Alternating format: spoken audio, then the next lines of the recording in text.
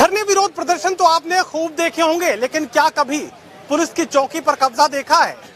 हिसार के बादसमंद के इलाके में पिछले 52 दिनों से मुआवजे की दरकार के साथ संघर्ष को आगे बढ़ाते हुए नजर आ रहे तमाम किसानों की तरफ से पिछले 52 दिनों से लगातार विरोध प्रदर्शन किए जा रहे थे। लेकिन जब विरोध प्रदर्शनों से बात नहीं बनी तो आखिरकार हिसार के बादसमंद की पुलिस चौकी पर ही किसानों ने कब्जा कर लिया। तस्वीरें आप देख लीजिए किस तरीके से पुलिस चौकी अब किसानों के कब्जे में है।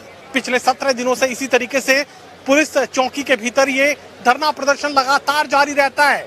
लगातार अनशन रोजाना इन किसानों की तरफ से रखा जा रहा है और तमाम तस्वीरें आपकी टेलीविजन स्क्रीन पर है किस तरीके से पिछले 17 दिनों से पुलिस की ये चौकी इसी तरीके से किसानों के कब्जे में है।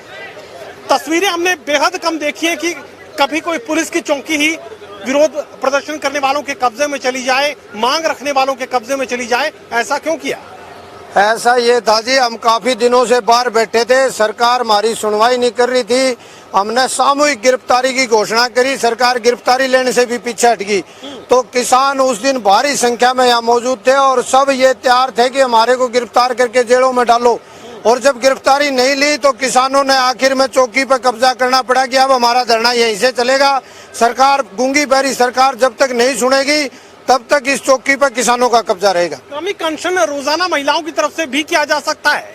ये तस्वीरें बयां कर रही है किस तरीके से रोजाना यहाँ पर महिलाएं क्रमिक अनशन करती हुई नजर आती है। ये संघर्ष, ये विरोध लगातार इसी तरीके से हिसार के बादसमंद की पुलिस चौकी पर देखने को मिलता है। पुलिस चौकी अब किसानों के कब्जे में। मुझे बताइए कि किन मांगों के साथ इस विरोध की शुरुआत की गई थी और पुलिस की चौकी पर कब्जा करने से क्या मुआवजा मिल जाएगा? 2020 का खरीफ का और 2021 के खरीफ का मुआवजा है। 2020 का मुआवजा खराबा 51% से 75% हुआ। APR बन के तैयार होगी और बाड़समंद तहसील का 37 करोड़ मुआवजा मंजूर हुआ। उसके बाद भी वे सरकार बार बार कर रही है कि फाइल तैयार होगी, साइन होने बाकी है, मुख्यमंत्री के साइन होने बाकी है। 8-9 महीने से मुख्यमंत्री के साइन नहीं हुए, पता नहीं सरकार क्या कर रही है। इसी के विरोध में आज 52वां दिन है, किसान मुआवजे के लिए बैठे हैं और जब तक मुआवजा नहीं मिलेंगे मुआवजा लेकर ही उठेंगे। चलिए, महिला किसान भी यहाँ पर मौजूद है। महिलाओं की अच्छी खासी भागीदारी मुझे नजर आ रही है। महिलाएं रोजाना क्रमिक अनशन भी यहाँ पर कर रही हैं। जिस दिन तो हम धरना शुरू करे नहीं, महिला शुरू की साथ में है और साथ में रवांगे भैया, तभी आगे रवांगे। मांगे क्या है? मुआवजे की मांग आप लगातार सामने रख रहे हैं। मांग को नहीं मारी, मुआवजा है, मुआवजा का सरकार ने पता लग रहा है, सारा हरियाणा में पता लग रहा है और देना पड़ेगा। आगे और कदम बढ़ावा और फिर उन्होंने कुछ बातचीत शुरू कर दी थी बीच में, वह बात ही बोले रुक रही है, नहीं तो और आगे जा लिया धरना।